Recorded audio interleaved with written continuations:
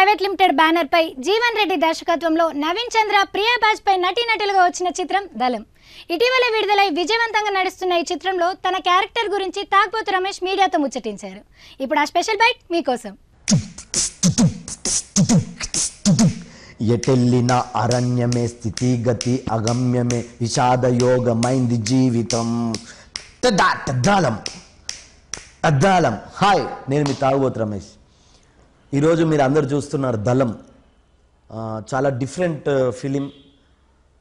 నేను డిఫరెంట్ అంటే మీకు నవ్వు రావచ్చు, నిజంగానే డిఫరెంట్ ఫిలిం. ఎందుకంటే ఒకప్పుడు కృష్ణవంశీ గారి సింధూరం చూశారు, ఇప్పుడు జీవన్ రెడ్డి దళం చూస్తున్నారు.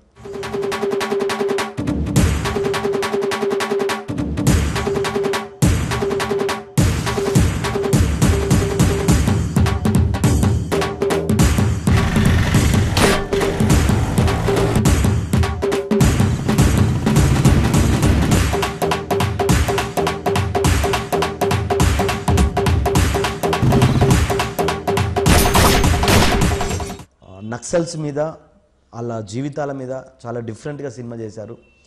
నేను నా లైఫ్లో పర్టికులర్గా ఇప్పటివరకు తాగుబోతు రమేష్ అంటే అలా మొదలైంది ఒక ఈగ కదా.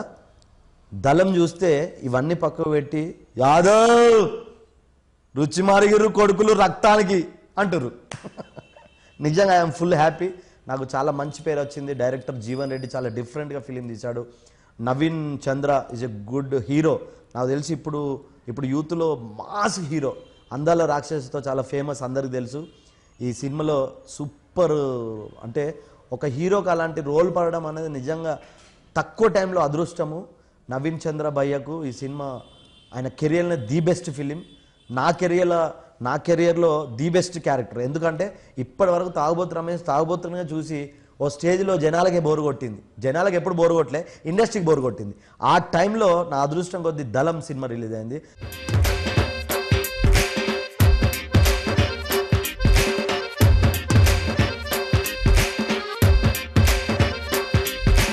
బంగారు తల్లిరో గారాల పట్టిరో బక్కోడికెక్కువేనురో.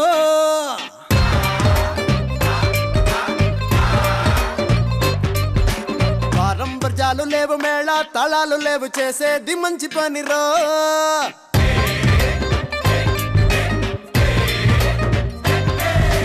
ఇన్నాళ్ళు అడవిలో పీకింది ఎందిరో, పెళ్ళైన అవ్వలేదురో.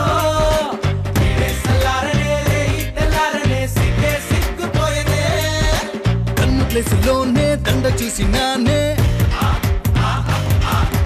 కొంపలంటుకోని కొంప చూసాయి హుషారే.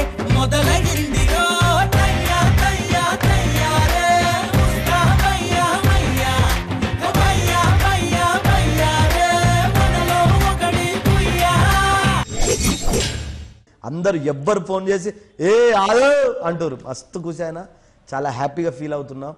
జీవన్ రెడ్డి కెరియర్లో, నవీన్ చంద్ర గారి కెరియర్లో, నా కెరియర్లో the best film. Priya Vajpayee రంగం 2లో సెకండ్ లీడ్ హీరోయిన్. ఇందులో చాలా అందంగా, చాలా అద్భుతంగా చేసింది.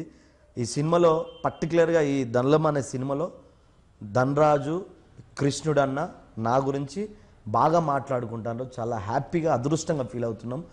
ఖచ్చితంగా సినిమా చూడని వాళ్ళు ఖచ్చితంగా చూడండి. రియల్గా చాలా హ్యాపీగా ఫీల్ అవుతారు. నేను చెప్పడం కాదు, చూసిన తర్వాత మీరే అరే లైఫ్లో ఈ సినిమా చూడకపోతే మిస్ అవుతారు. మీ ఇష్టం.